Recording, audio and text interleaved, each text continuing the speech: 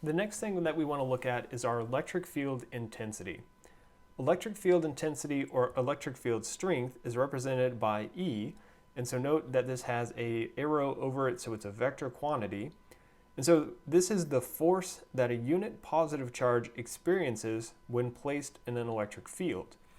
And so the equation for this is actually relatively simple. We can just say that E is equal to the force divided by Q.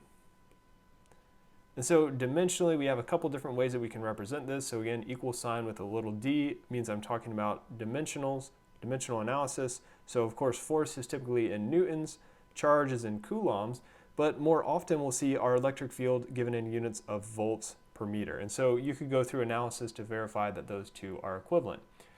And so this idea might still be a little bit confusing, but sort of a different way to think about it is if we go back to the basic case of two test charges. So if we have Q1 and Q2, and sorry, not test charges, point charges, we determined that we would have some forces. So we have some force acting on Q2 due to Q1, and we have some force acting on Q1 due to Q2.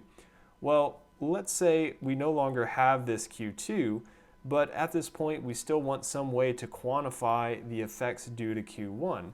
Well, by dividing out that unit positive charge, we can now figure out the electric field intensity here without the need to explicitly put a test charge at this point. So again, just sort of a slightly different way to think about it if this previous definition doesn't make as much sense.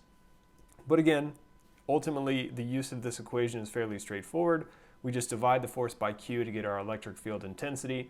Or of course, we could say if we want the force, we multiply our electric field intensity by Q. So let's go ahead and sort of adjust our two equations, our specific one for just one point charge and then one for the general case of several point charges to get our electric field intensity. So electric field intensity at some point defined by a position vector r due to a point charge Q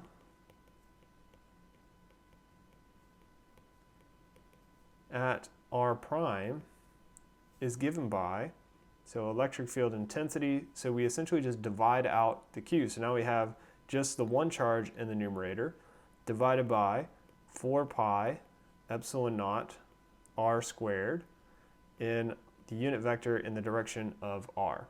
And so again, similar thing, we can change this to write it in terms of the distance vector between our observation point and our source point.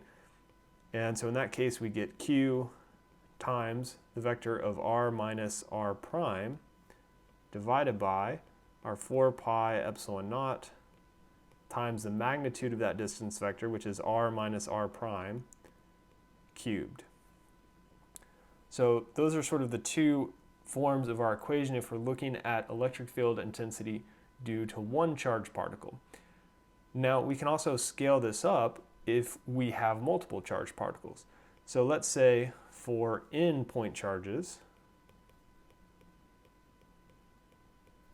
so Q1, Q2, all the way up to Qn, which are located with position vectors R1, R2, R3, all the way up to R sub capital N, what we can do is we can find our electric field at some point described by our position vector R by using our superposition. So same basic idea that we looked at with our force equation.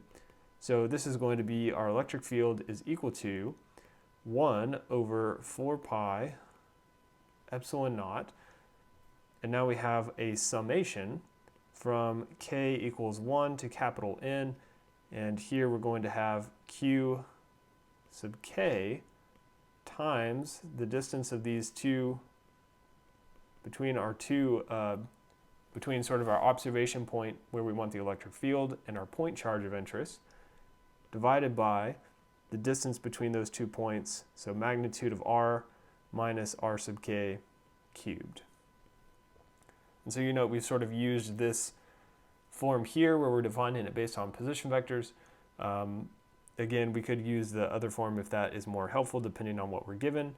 And again, we're using superposition in order to say, in order to get this equation for our electric field.